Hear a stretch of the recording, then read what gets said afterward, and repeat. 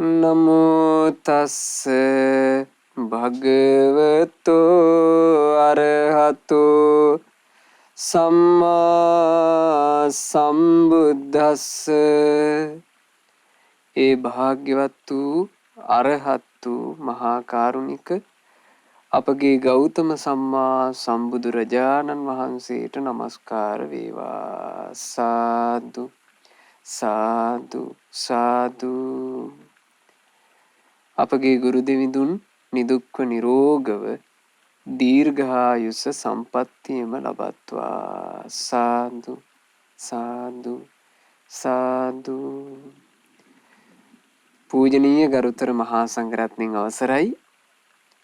වාසනාවන්ත සදහැවත් පින්වතුනි, අද දවස ආරම්භ වෙනකොටම පින්වතුන්ලට අහන්නට ලැබෙන්නේ සරුව මංගල ගාථාව. සරුව මංගල කියලා කියන්නේ හැම පැත්තෙම හැම මොහොතකම හැම අයුරකින්ම මංගල්‍යයක් උපදවන ගාථාව. තමන්ගේ ජීවිතේට මංගල්‍යයක්ම හටගන්නා ගාථාව. මංගල්‍ය කියලා කියන්නේ පින්වතුනි මඟුල් මොහොත කියලා කියන්නේ මෙලොව යහපත උපදිනා මොහොත,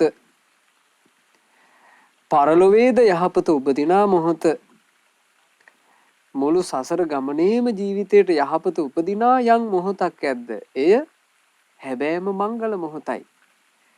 සර්ව මංගල ගාථාව ජීවිතේ තියෙනවා නම් ඒ සර්ව මංගල ගාථාවෙන් යුතු ජීවිතේ හැම අයුරෙන්ම යහපතම දකින්නවා. ඒ නිසා අද අහන්න ලැබෙන මේ ලස්සන බණපදේ ජීවිතේට හැම කල්හි හැම මොහොතේම යහපත සලසා ගන්නට ලැබෙන එකක්. මේ සර්ව මංගල ගාථාව කියලා කියන්නේ අපේ අතීත බෞද්ධ සිංහල ජනතාව හරියට පාවිච්චි කරපු එකක්. දැන් මේ වෙනකොට අපි අතරින් ඒක ඈත් වෙලා වියකිලා ගිහිල්ලා. සද්ධර්මාලංකාරයේ උතුම් ග්‍රන්ථයේ මේ සරුව මංගල ගාථාවේ ලස්සන කතාව සඳහන් වෙනවා. ඉතින් අද අපි ඉගෙන ගන්නේ ඒ කතා පුවත. අද ධර්මදේශනාවට දායකත්ව දරන්නේ පින්වත් සුසිලා අමරසිංහ මහත්මිය, පින්වත් සමිත් ජයවර්ධන මහත්මයා, පින්වත් එම්.ඒ. ජයවර්ධන මහත්මයා, ඒ වගේම නයිවල පදිංචි පින්වත් කරුණානායක මහත්මයා සහ ඒ මහත්මිය, ශීලවතී, මල්ලව ආරච්චි, ප්‍රේමකාන්ති, යසවති, අජන්තා, ශ්‍රියානී සහ ප්‍රේමා විජේසිංහ යන මේ පින්වතුන්ලා හැම දෙනා එකතු වෙලා තමයි අද ධර්ම දානය සිද්ධ කරන්නේ. මේ පින්වතුන්ලාගේ ධර්ම දානයේ මූලිකම අරමුණ තමයි අපට මේ පින අප සියලු දෙනාට ගෞතම සසුනේම ධර්මාවබෝධ කරන්නට හේතු වාසනා වෙත්වා කියන උතුම් වූ ප්‍රාර්ථනාව. මේ සරුව මංගල ගාථා රත්නය කියලා කියන්නේ පින්වතුනි බුදු ගුණයේ කැටි වූ ආසිරිමත් ගාථා රත්නයක්. බුදුරජාන් වහන්සේගේ ගුණ කඳ යම් හදවතක රඳවාගෙන ඉන්නවාට කියනවා ශ්‍රද්ධාව කියලා. ශ්‍රද්ධාවන්තයාගේ හදවතේ බුදුරජාන් වහන්සේගේ ගුණ රැඳී පවතිනවා. ශ්‍රද්ධාවන්තයා නිතර බුදුරජාන් වහන්සේගේ ගුණ හිතනවා. දෙවිවරු දෙව්ලොවේ වාසය කොට දෙව්ලොවින් චුත වෙන්න යන දෙවියාට අවවාදයක් කරනවා කියන කාරණේ පින්වතුන්ලා අහලා තියෙන එක. දෙව්ලොව වාසය කරන දෙවිවරු ඒ දෙව්ලොවින් චුත වෙන්න ලැහැත් වෙනකොට ඒ දෙවියාට පෙර නිමිති පහළ වෙනවනේ. ඒවට කියනවා පුබ්බ නිමිත්ත කියලා. පූර්ව නිමිති. ඒ දෙවියා පැලඳගෙන ඉන්න මල් පරවෙන්න පටන් ගන්නවා. ඒ දෙවියාගේ ශරීරයෙන් දාඩිය ගලන්න පටන් ගන්නවා. ඒ ශරීරයේ පළඳගෙන ඉන්න දිව්‍ය වස්ත්‍ර කිලිටි වෙන්න පටන් ගන්නවා. ඒ දෙවියට අර දිව්‍ය ආසනේ හිත රැඳෙන්නේ නැතුව යනවා. එතකොට අනෙක් දෙවිවරුන්ට තේරෙනවා මේ දෙවියා දැන් චුත වෙන්න ළඟයි. ආය වැඩි කල දිව්‍ය ලෝකේ ආයුෂ නැත කියලා. එතකොට මේ දෙවියාට අනෙක් දෙවිවරු ලං වෙලා අවවාද කරනවා. ඊතෝ බොහෝ සුගතින් ගච්ඡ. එහෙනම් දෙවිය දැන් ඔයා මේ දිව්‍ය ලෝකේ යන්නේකේ ආයේ සුගතියම යන්න සුගතින් ගන්්වා සුලද්ධ ලාභං ලබ. සුගතියට ගිහිල්ලා දුර්ලභ ලාභයක් තියෙනවා. එහෙ දේ දුර්ලභ ලාභය ලබන්න. දුර්ලභ ලාභං ලබිත්වා සුපතිට්ඨිතෝ භව. ඒ දුර්ලභ ලාභය ලබාගෙන ඒක හොඳට පිහිටන්න. ඕකනේ දෙවිවරු කරන අවවාදේ. දෙවිවරු වෙන මොකුත් කියන්නේ නෑනේ. දෙවියන්ගේ අවවාදේ ඕක. අනුකම්පා කරන දෙවිවරු තමන්ගේ සමීපෙන් හිටපු තමන්ගේ හිතවත් දෙවියාට ඔය අවවාද කරනවා සුගතිය යන්න කියලා කිව්වේ මනුස්ස ලෝකෙට එන්න කියන එකයි. මොකද දෙව්ලොවේ දිව්‍ය ආයුෂය අඩු වෙලා දිව්‍ය ආයුෂය අවසන් වෙලා එහෙ ඉන්න තියෙන පින ඉවර වෙච්චි දේව පුත්‍රයාට ඊළඟට රැඳෙන්න තියෙන තැන තමයි මේ මනුස්ස ලෝකේ. මනුස්ස ලෝකෙට යටින් ආයේ සුගති නැහැ. මනුස්ස ලෝකෙට යටින් තියෙන්නේ දුගති.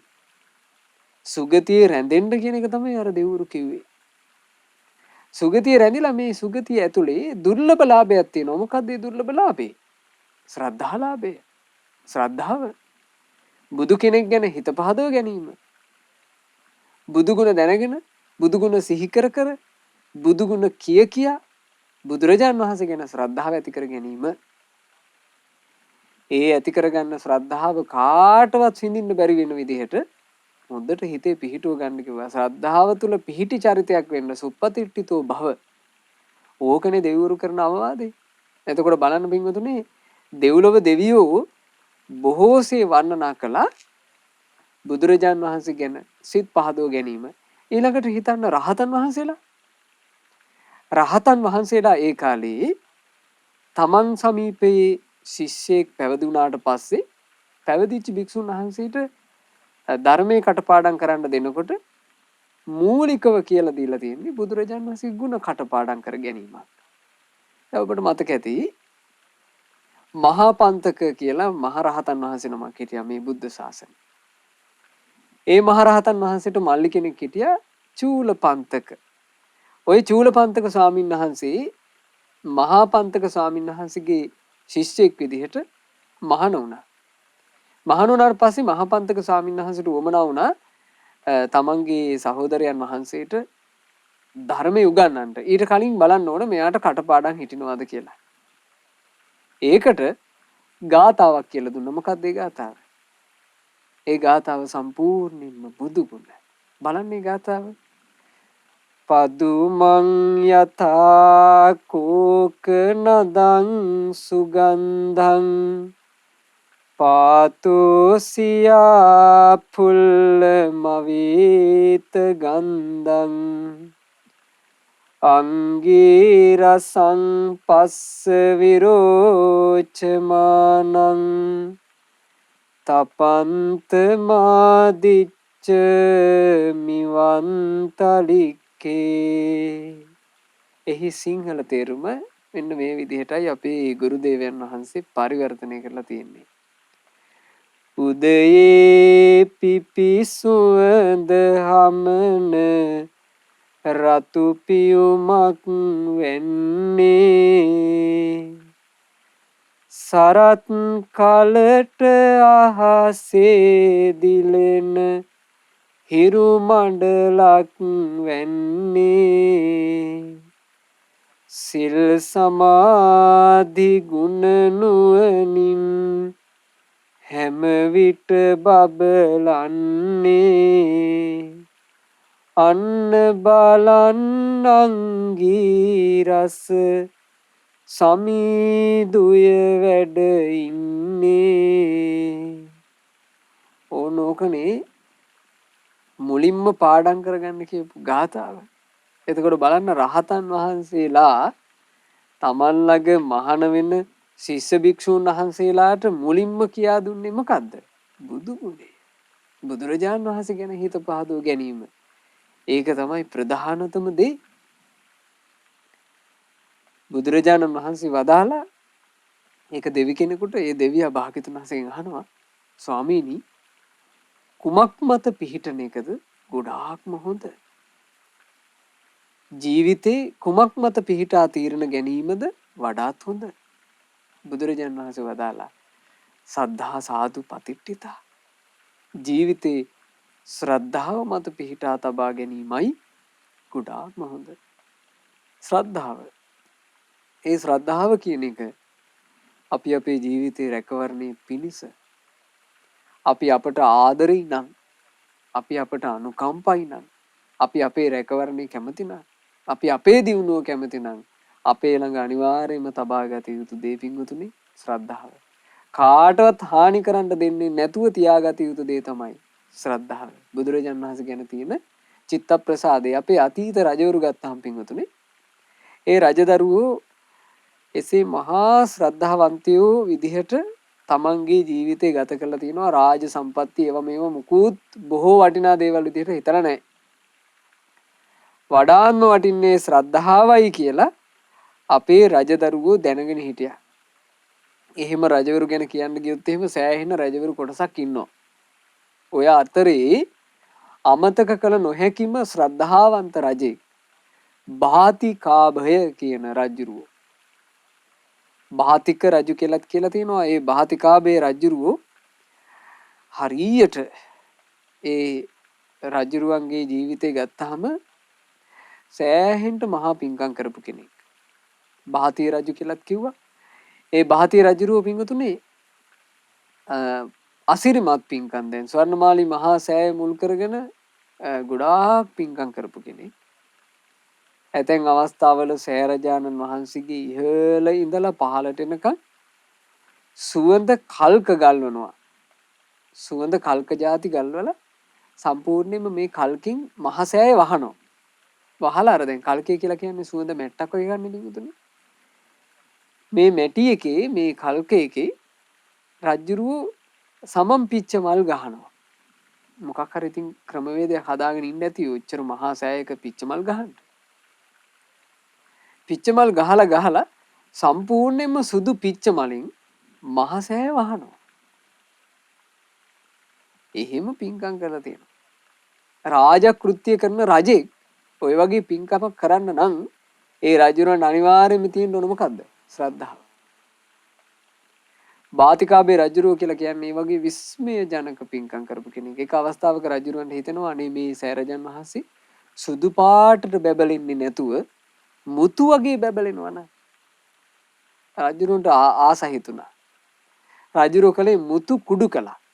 මුතු කුඩු කරලා ඒ මුතු කුඩු අර මහසෑයේ තීන් තාලෙපියත් එක කලවම් කළා. කලවම් කරලා ඒක ගෑවා සෑරජන් වහන්සේගේ. ඒ කාලේ සෑය බබලනකොට තනින් තන අර මුතු බබලන්න ගන්නවා කියනවා. හරි ලස්සනට තියෙන්නේ. ඉතින් ඒ වගේ මහා පිංගම් කරපු රජ කෙනෙක් කොටින්ම මේ බාතිය රජුරුවනේ පිංගුතුනේ මහා සෑරජන් වහන්සේගේ ගර්භයට ගිහිල්ලා සෑය වන්දනා කළේ. දවසක් බාතිය රජුරුව රාත්‍රී කාලේ සෑය වඳින්න යනවා. සෑය වඳින්න යනකොට සෑරජානන් වහන්සේගේ මේ වටේ ප්‍රදක්ෂිනා කරද්දී රජුරන්ට හොඳට ඇහෙනවා පිරිත් හඬ. ධර්ම සජ්ජායනාවක් ඇහෙනවා. සංඝයා දහම් සජ්ජායනා කරනවා. රජුරු බැලුවා සංගරුවන පේන්නේ නැහැ. දැන් රජුරන්ට හිතා ගන්න බෑ මේ හඬ එන්නේ කොහෙන්ද? ඕක ගැන භික්ෂුන් වහන්සේලා විමසීමක් කළා. ස්වාමීනි මට භික්ෂුන් දහම් සජ්ජායනා කරන හඬ ඇහුණා. නමුත් එක භික්ෂුවක්වත් සෑ මළුවේ පේන්නේ හිටියේ නැහැ. ඒ කොහොමද ස්වාමීනි හඬ විතරක් ඇහෙන්නේ? එතකොට ස්වාමීන් වහන්සේලා කිව්වා රජතුමනි රහතන් වහන්සේලා ස්වර්ණමාලී මහා සෑයේ ගර්භයට දහම් සජ්ජායනාව පිණිස වඩිනවා. ආන්න ඒක තමයි ඔබට ඔය ඇහුනේ. රාජුරන්ට එතකොට මහා සංවේගයක් හටගෙන තියෙනවා. අයියෝ මට මේ රටේ රජකම් කරන රජු වෙලා මට බෑනේ මේ සෑරජන් වහන්සේගේ ගර්භයට යන්න.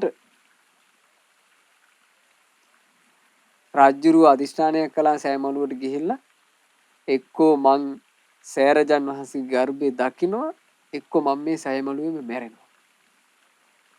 එහෙම හිතලා රාජ්‍යරුව මේ ස්වර්ණමාලී මහා සෑරජන් වහන්සේ ළඟට ගිහිල්ලා දැඩි බලවත් අධිෂ්ඨානෙන් ඒ සෑමලුවේ පෙරළුණානේ. ඊට පස්සේ රහතන් වහන්සේලා රාජ්‍යරුව දිහා බලනවා. රාජ්‍යරුව සෑ ගර්භය දකින්න සුදුස්සෙක්. හේතුව බලවත් ශ්‍රද්ධාවක් තියෙනවා. රහතන් වහන්සේලාගේ එරුදීන් රජුරුවත් එකතු කරගෙන ගියා සෑ ගර්භය පෙන්වන්න. ඉතින් ওই බාතිය රජුරුව තමයි පින්වතුනි ස්වර්ණමාලී මහා සෑය ඉදි කළා සෑරජන් වහන්සේගේ දරතු ගර්භය වහලා ඒ කටයුතු ඉවරුණාට පස්සේ එහෙම ශ්‍රද්ධා මහිමේ නිසා මහා සෑ ගර්භයේ දැකපු රජුරුව. ඒ වගේ අසිරිමත් මහා රජෙක් තමයි බාතිය රජුරුව. දවසක් පින්වතුනි මේ බාතිය රජුරුව එදා පොය දවසක් රජුරන්ට බණ අහන්න ආස හිතුණා.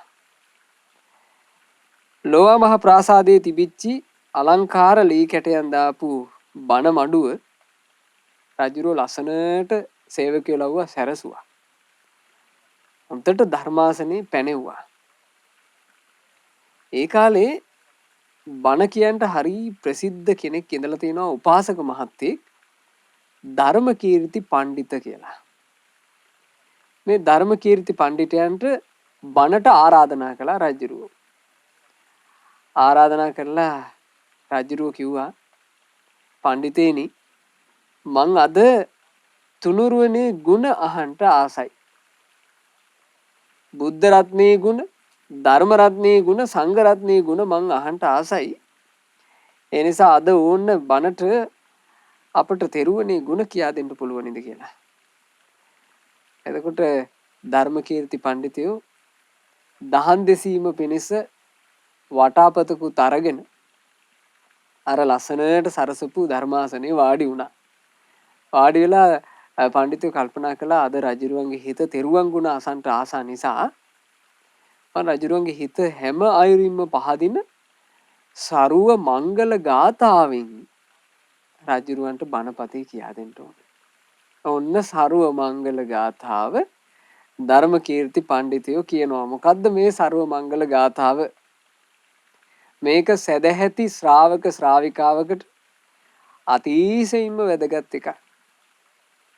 ජීවිතේට හැම අයුරින්ම හැම පැත්තෙම හැම මොහොතකම මංගල්‍ය උපදවන සරුව මංගල ගාථාව.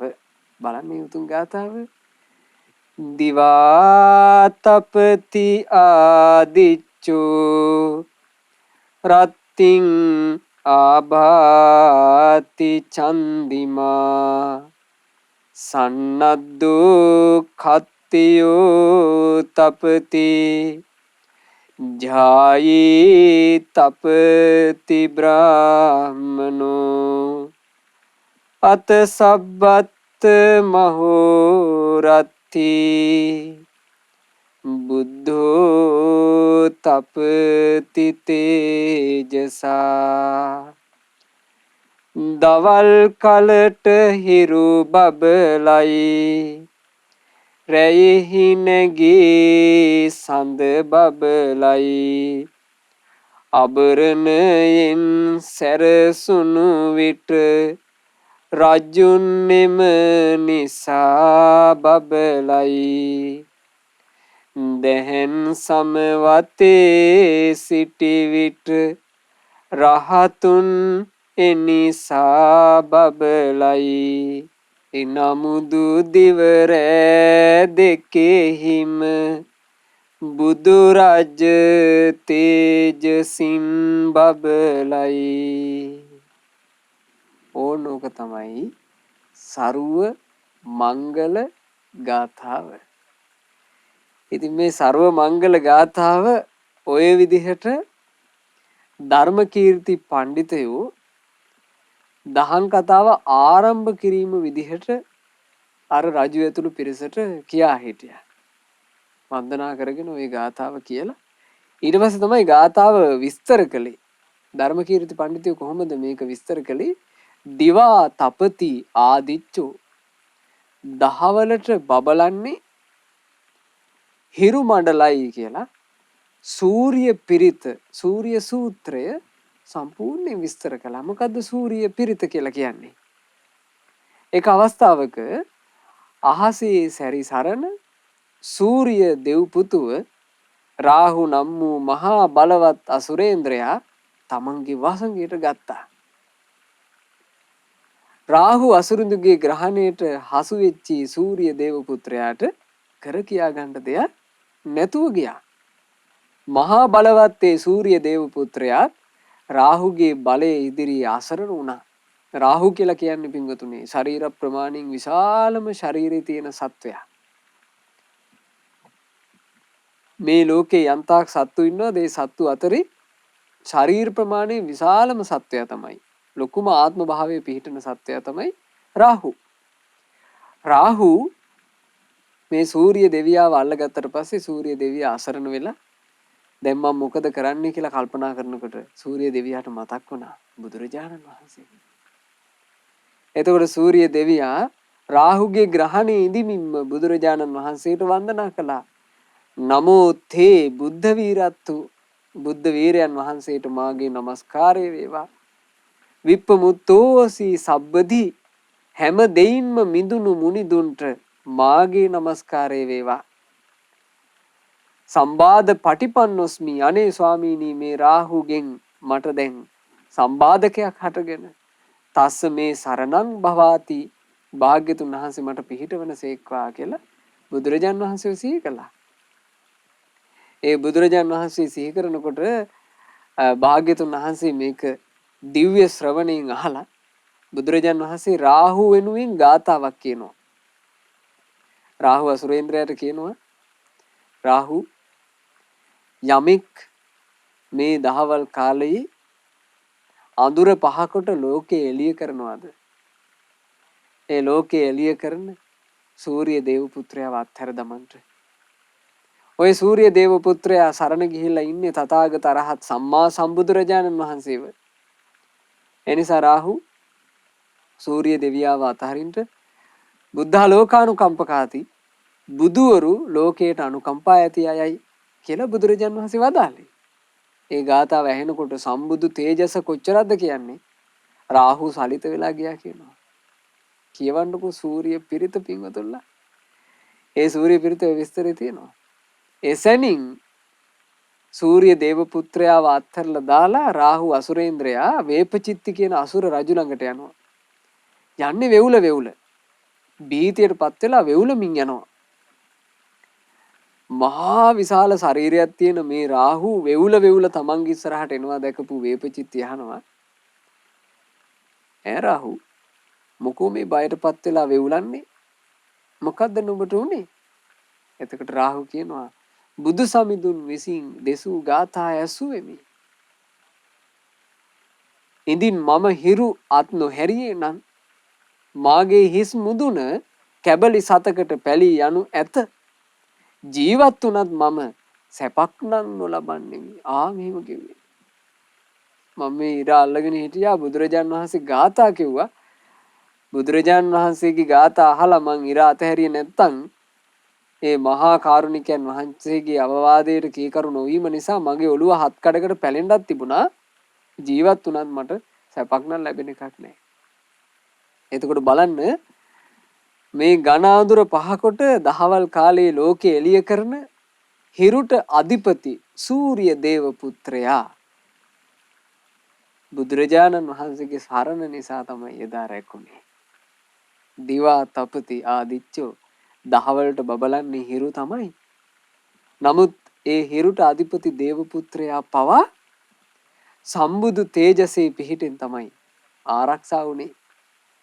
රත්තිං ආභාති චන්දිමා රැයෙහි බබලන්නේ සඳයි. රැයෙහි බබලන්නේ සඳයි කියලා ධර්මකීර්ති පඬිතුයෝ විස්තර කළේ ඡන්ද පිරිත. ඡන්ද පිරිත කියලා කිව්වේ වින්වතුනි අර වගේම සඳට අධිපති දේව පුත්‍රයා වන ඡන්ද දේව පුත්‍රයාව රාහු අසුරයා තමන්ගේ ග්‍රහණයට නතු කරගත්තා. එතකොට චන්ද්‍ර දේව පුත්‍රයාත් අසරණ වුණා. අසරණ වෙද්දී මතක් වුණේ තමන් සරණ ගියපු තමන්ගේ ශාස්ත්‍රෝන් වහන්සේව සිහි කළා. බුදුරජාන් වහන්සේට මගේ নমස්කාරය වේවා. හැම දුකින් මිදුණු මුනිදුන්ට මගේ নমස්කාරය වේවා. ස්වාමීනි මට දැන් හරි කරදරයක් වෙලා මට පිහිටවන සේක්වා. එතකොට බුදුරජාන් වහන්සේ චන්ද්‍රදේව පුත්‍රයා ආරම්භයත් අර රාහුට ගාථා කිව්වා. රාහු ඔය චන්ද්‍රදේව පුත්‍රයා තථාගතං අරහන්තං චන්දිමා සරණං ගතු. ඔය චන්දිම දෙව්පුතු සරණ ගියේ තථාගත අරහත් සම්බුදුරජාණන් වහන්සේවයි. ඒ නිසා රාහු චන්දම් පමුච්චස්සු ඔය චන්ද්‍ර දේව පුත්‍රයා අතහරින්ට බුද්ධාලෝකානුකම්පකාති බුදුවරු ලෝකයට අනුකම්ප ඇති අය. අර වගේම සඳ දෙව් පුතුව අත්හැරලා දාලා වේපචිත්ති අසුරේන්ද්‍රයා ළඟට රාහු අසුරේදයා යන්නේ වෙවුල. මේක තියෙනවා ඡන්ද පිරිතේ. පිරුවාන පොත් වහන්සේ පින්වතුන් ළඟ තියෙනවා නම් මහමෙවුනාවේ පාලි සිංහල පිරුවාන පොත් වහන්සේ තමන් ළඟ තියෙනවා නම් ඊටාම සරලව මේ පිරිත් ධර්මයන් දෙක ඔබට කියවා ගන්න පුළුවන්. එතකොට බලන්න රෑ කාලයේ ලෝකයේ එළිය කරන රැයෙහි බැබලි බැබලි ඉන්න සඳ ඒ සඳට අධිපති වූ චන්ද්‍ර දේව පුත්‍රයා කාගේ තේජසින්ද රැකුනේ? බුදුරජාණන් වහන්සේගේ තේජසින්. බලන්න පිඟුතුනේ ඉරට අධිපති දේව පුත්‍රයාටත් සරණ පිහිට බවට පත් උනේ මහා තේජස් ඇති අපේ බුදුරජාණන් වහන්සේ. සඳට අධිපති දේව පුත්‍රයාටත් සරණ පිහිට බවට පත් උනේ මහා තේජස් ඇති අපේ බුදුරජාණන් වහන්සේ. එතකොට අපි කල්පනා කරන්න ඕන ඉරහඳ යට ඉන්න අපිට ඊටත් වඩා සරණක් තිබේද? ඉරටත් හඳටත් අධිපතිව හිටපු ඒ දෙවිවරුන්ටත් බුදුරජාණන් වහන්සේ නම් සරණ උනේ, බුදුරජාණන් වහන්සේ නම් පිහිට උනේ ඉරහඳට යටින් ඉන්න අපට ඊටත් වඩා පිහිටක්, ඊටත් වඩා සරණක්. අපේ බුදුරජාණන් වහන්සේගේ සරණට පිහිටට වඩා සරණක් පිහිට තවත් තිබේද? අන්න එහෙම අඳුනාගෙනයි අපි බුදුරජුන්ගේ සරණ යා යුත්තේ. ඊළඟට ධර්මකීර්ති පඬිතුයෝ තුන්වෙනි පදේ විස්තර කළා මේ ගාථාවේ. සන්නද්දෝ කත්තියෝ තපති සරුවාභරණයෙන් සැරසී සිටින විතයි රජු බබලන්නේ. රජුගේ රාජශ්‍රීය බබලන්නේ සරුවාභරණයෙන්ම සැරසුනාමයි කියලා ඒ වෙලාවේ වර්ණනා කළා කියනවා අපේ භාතිය රජු. මොකද භාතිය රජුරෝ එදා ආභරණයෙන් සැරසී ඉඳලා තිනවා. ඒ ආභරණයෙන් සැරසුණු රජු ධර්මකීර්ති පඬිතුයන් ඔහු වර්ණනා කළා. ඊළඟට විස්තර කළා ජායිතපති බ්‍රාහ්මනෝ. බ්‍රාහ්මණ කියලා කිව්වේ පින්වතුනේ මේ බ්‍රාහ්මණ කියන වචනේ සම්බුද්ධ ශාසනය ඇතුලේ පාවිච්චි කරන්නේ නිකලස් කෙනා කියන අදහස ගේන්ටයි. බුදුරජාණන් වහන්සේ රහතන් වහන්සේලාව ආමන්ත්‍රණය කරනකොට හරියට පාවිච්චි කරලා තියෙනවා බ්‍රාහ්මණ කියන වචනේ. පිරිසිදු තැනැත්තා කියන අදහස. ධර්මකීර්ති පඬිතුයෝ විස්තර කරලා දීලා තියෙනවා එතන එදා බණ කියනකොට අපේ මේ ආර්යයන් වහන්සේලා අපේ උතුම් සංගරුවන බබලන්නේ හැමතිස්සෙම ඒ උතුමෝ දැහැන් වඩන කොටයි. දැහැන් වඩනා ඒ උතුමන් දැක්කත් හිත පහන් වී යනවා. දැහැන් වඩනා උතුමන් දකිනකොට හිතවල තියෙන දහසක් කෝටියක් ගිනි නිවි යනවා. ඒ නිසා ඒ දැහැන් වඩන උතුමෝමයි බබලන්නේ කියලා එහෙම ඒක විස්තර කළා. දැන් පින්වතුනි ඔය සරුව මංගල ගාථාව මුලින්ම දේශනා කොට වදාළේ අපේ ලෞතර භාග්‍යවත් බුදුරජාණන් වහන්සේනේ. බුදුරජාණන් වහන්සේ ওই ගාථාව දේශනා කරනකොට භාග්‍යතුන් වහන්සේ වැඩ සිටියේ මිගාර මාතු ප්‍රාසාදේ පූර්වාරාමේ. පූර්වාරාමේ එදා සාමාන්‍යයෙන් හවස් කාලය අපේ ආනන්ද මහතෙරුන් වහන්සේත් එක්ක භාග්‍යතුන් වහන්සේ එලි මහනේ වැඩ හිටියා. එදාත් පින්වතුනි මේ සිදුවීමේ හැටියට පුරපෝය දවසක්. ඒ මොහොතේ පසේ නදී කෝසල මහා නිරිඳා රාජකීය පිරිසත් එක්ක මේ පූර්වාරාමේ පැත්තට භාග්‍යතුන් වහන්සේ බැහැ දකින්න එනවා. ආනන්ද ස්වාමීන් වහන්සේ මේ මොහොතේ භාග්‍යතුන් වහන්සේ ළඟ වාඩි වෙලා හිටියේ. ආනන්ද ස්වාමීන් වහන්සේට පේනවා අහසේ එක පැත්තකින් ඉර බැහැගෙන යනවා. ඉර බැහැගෙන යන ඒ දර්ශනේ හරි ලස්සනයිනේ. එක පසකින් ඉර බැහැගෙන යද්දි ආනන්ද ස්වාමීන් වහන්සේට පේනවා අනෙක් පසින් සඳ නැගගෙන එනවා. ඒ දර්ශනෙත් හරි ලස්සනයි. එක පැත්තකින් රජ්ජුරුවෝ සකල ආභරණයෙන් සැරසිලා හරි ලස්සනට බැබලි බැබලි එනවා. ආය ආනන්ද ස්වාමීන් වහන්සේ දකින්නවා ඊට එහා පැත්තේ රත්තරන් පාට ශරීරයක් තියෙන රහතන් වහන්සේ නම හොඳට ඵල සමවත් සුවයේ රුක්සෙවණක භාවනා කරනවා. ඒ උත්තමයා රන්වන් පහෙන් බැබලි බැබලි භාවනාවේ. එතකොට මේ ඔක්කොම ටික බලාගෙන අපේ ආනන්ද ස්වාමීන් වහන්සේ බුදුරජාණන් වහන්සේ දිහා බැලුවා. බලනකොට අර බැබලින් ඔක්කොම පෙරදුනා. බුදුරජාන් වහන්සේම බබලනවා. එතකොට ආනන්ද ස්වාමීන් වහන්සේගේ හිතට හරි සතුටක් ඇති වුණා. ආනන්ද ස්වාමීන් වහන්සේ එතකොට බුදුරජාන් වහන්සේට කියනවා බලන්න ස්වාමීනි දහවල් කාලේ ඉර බබලනවා. රාත්‍රී කාලේ ස්වාමීනි සඳ බබලනවා. රජු බබලන්නේ ස්වාමීනි සරුවාභරණයෙන් සැරසිලා ඔටුනු පළඳලා එහෙම එනකොට නැත්තම් රජා කියලා දන්නේ නැහැනේ ආභරණ පැලඳුවේ නැත්තම්. ආභරණ ටික ගලවලා දැම්මට පස්සේ රජුරුවත් සාමාන්‍ය මිනිසයානේ නේ. ආභරණ වලින් සැඳුනාම තමයි රජා කියලා පේන්නේ. ඊළඟට දැහැන් වඩනකොට ස්වාමීනි රහතන් වහන්සේ බබලනවා. ඒ වුණාට ස්වාමීනි මේ ඔක්කොම බබලින් පරදලා බබලන්නේ බුදුරජාන් වහන්සේමයි කියලා එදා ආනන්ද ස්වාමීන් වහන්සේ හරි පැහැදීමෙන් කිව්වා. ඒ කියනකොට භාග්‍යතුන් වහන්සේගේ සම්බුදු මූමඩලින් තමයි සරුව මංගල ගාථාව දේශනා කළේ. එසේනම් ආනන්දේ මේක මතක තියාගන්න කිව්වා. දිවා තපති ආදිච්චෝ රත්තිං ආභාති චන්දිමා සන්නද්දෝ කත්තියෝ තපති ජායි තපති බ්‍රාහ්මනෝ අද සප්පත්ත මහෝ රත්ති බුද්ධෝ තපති තේජසා. ඉතින් ඔය සරුව මංගල ගාථාව පින්වතුනි හොඳට මතක තියාගන්න ධම්මපදයේ බ්‍රාහ්මණ වර්ගයේ තමයි ඔය සරුව මංගල ගාථාව අන්තර්ගත වෙන්නේ. එදා ධර්මකීර්ති පඬිතුයෝ රජුරුව ඉදිරියේ අත සබ්බත්ත මහෝ රත්ති බුද්ධෝ තපති තේජසා කියන මේ පදේ විස්තර කළේ සම්පූර්ණයෙන්ම රුවන්වැලි මහා සෑය දිහා බලාගෙන. ලෝව මහා පායේ නටබුන් අද අපිට දකින්න ලැබෙනවනේ. ලෝව මහා පායේ ඉඳලා හරි ලස්සනට පේනවා ස්වර්ණමාලි මහා සෑය. ස්වර්ණමාලි මහා සෑය දේශ බලාගෙන සෑයට වන්දනා කරගෙන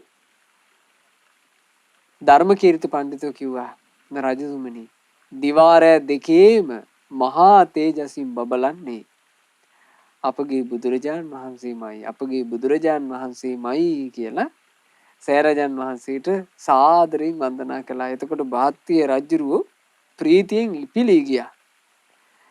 බණවඩුව ගිගුම් දෙන්න තරම් සද්දේ නගලා සාදු සාදු සාදු කියලා සාදුකාර පැවැත්තුවා.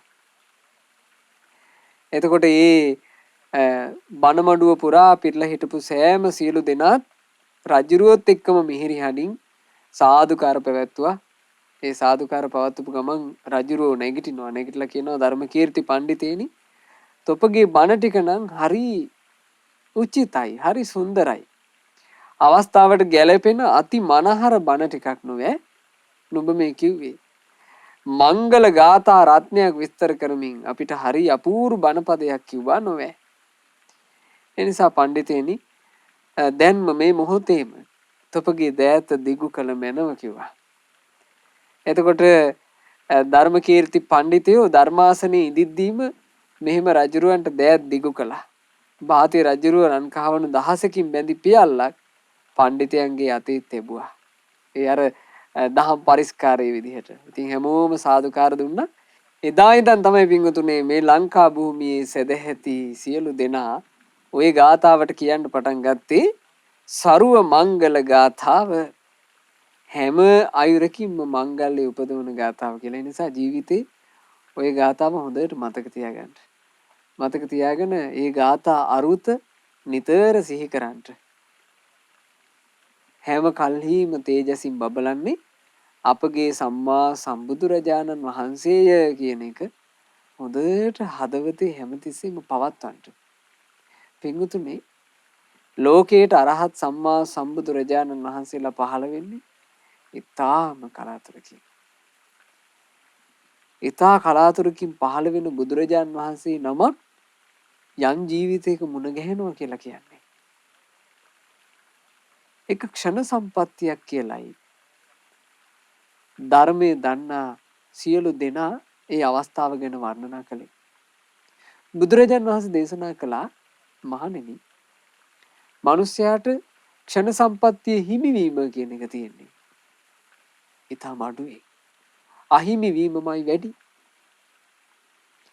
ඇතැම් අවස්ථාවක තේජසින් බබලන අරහත් සම්මා සම්බුදුරජාණන් වහන්සේ ලෝකේ පහළ වෙලා ශ්‍රී සද්ධර්මයේ දේශනා කරනවා. ඒ දහම් දේශනා කාලේ සංසාරගත සත්වයෝ නිරේ ඉපදිලා ඉන්නවා. එයා නිරේ නම් ඉන්නේ බුදුරජුන් කොච්චර තේජසින් බැබළුණත් ඒ බුදු තේජසින් පිහිට ලබන්න අර නිරිසතාට බෑ. එයා ඉපදී සිටින්නේ තිරිසන් ලෝකේ නා. තිරිසන් ලෝකේ ඉන්න තිරිසනාටත් අර බුදු තේජසින් පිහිට ලබා ගන්න තියෙන අවකාශي ගොඩාක් අහිමි. බොහොම කලාතුරකින් තමයි යම් හෝ පිහිටක් ලබා ගන්න පුළුවන්කම ලැබිලා තියෙන්නේ. ඉතින් එහෙම අවස්ථා හරි දුර්ලභයි. එක මේක අවස්ථාවක් අපිට සිහියේ නැගෙනවා විශේෂයෙන් සිද්ධ වෙච්චි හරි අපූර්ව සිදුවීමක්. ඒ කාලේ බුදුරජාන් වහන්සේ වැඩ සිටියේ වේදියක කියන පර්වතේ. ওই වේදියක පර්වතයේ භාග්‍යතුන් වහන්සේ වස්වසලා හිටියා. බුදුරජාන් වහන්සේ වැඩ හිටපු තැන පින්වතුනේ ඒ කුටියේ කෙළවරට වෙන්න තිබුණා එක ගහක්. ওই ගහේ වාසය කළ බකමූණෙක්. බකමූණන්ගේ ස්වභාවය තමයි දවල් කාලේ ওই බකමූණ අර ගහේ ඇතුළකට වෙන්න හැංගිලා ඉන්නවා. රාත්‍රී කාලෙට මෙයා ඉගිලෙන පටන් ගන්නෙ. දහවල් කාලේ මෙයා හැංගවිලා ඉන්නකොට මෙයා ඉතින් දකින්නවා බුදුරජාණන් වහන්සේ තමන් වහන්සේ කුටියේ වැඩ ඉන්න හැටි. භාග්‍යතුන් වහන්සේ සක්මන් කරනවා. ඊළඟට භික්ෂු සංඝයා වහන්සේත් එක්ක බුදුරජාණන් වහන්සේ පිණ්ඩ පාතට වඩිනවා. මේවා දකින්නවා. හරි පැහැදීමක් තිබුණා මේ බකමුණට භාග්‍යතුන් වහන්සේ ගැන භික්ෂු සංඝයා ගැන. දවසක් බුදුරජාණන් වහන්සේ දහවල් කාලේ එදා පොඩ්ඩක් රස්නේ වගේ තියෙන්නේ නැති මේ උඩුකයට පොරවා තියෙන සිවුර භාග්‍යතුන් වහන්සේ පසෙකින් වනලා සක්මනේ මේ අඳනේ පිටින් විතරක් බුදුරජාණන් වහන්සේ සක්මන් කරමින් හිටියා කියලා. එතකොට මේ බකමුණු පක්ෂියාට එදා ගොඩාක් හිත පැහැදුනා. බුදුරජාණන් වහන්සේගේ ඉදිරියට ඇවිල්ලා මේ බකමුණු පක්ෂියා භාග්‍යතුන් වහන්සේට වන්දනාවක් කළා. දැන් මෙයා වන්දනා කරන්න නැත්තේ මෙයා දකින්නවානේ අනිත් භික්ෂුන් වහන්සේලා බුදුරජාණන් වහන්සේට වඳින හැටි. බුදුරජාණන් වහන්සේට වැඳීම පිණිස භික්ෂුන් වහන්සේලා අත් දෙක එකතු කරනවා. දැන් බකමුණට කෝ අත් දෙක? එයාට තියෙන්නේ තටු යුගලක් නේද? එයා බොහොම අමාරුවෙන් අර තටු දෙක නිකන් එකතු කරන්න වගේ උත්සුක වුණා. මෙයා හිතින් වදිනවා. නමුත් ඒක මෙයාට ක්‍රියාවෙන් ගන්න බෑ. බලන්න මේ එක එක ලෝකවල තියෙන ස්වභාවයන් පින්වතුනේ. මෙයාට තමන්ගේ තටු දෙක එකතු කරන්න උවමනයි. ඒක යාට හරියට කරගන්න බෑ. නමුත් එයා උත්සාහයක යෙදුණා වදින්න. එතකොට ලෞතර භාග්‍යවත් බුදුරජාණන් වහන්සේ මේ බකමුණාගේ ක්‍රියාවත් හිතත් දැකලා භික්ෂුන් වහන්සේලා මේ මොහොතේ මෙහි පැමිණෙත්වා කියලා අදිෂ්ඨාන කළා.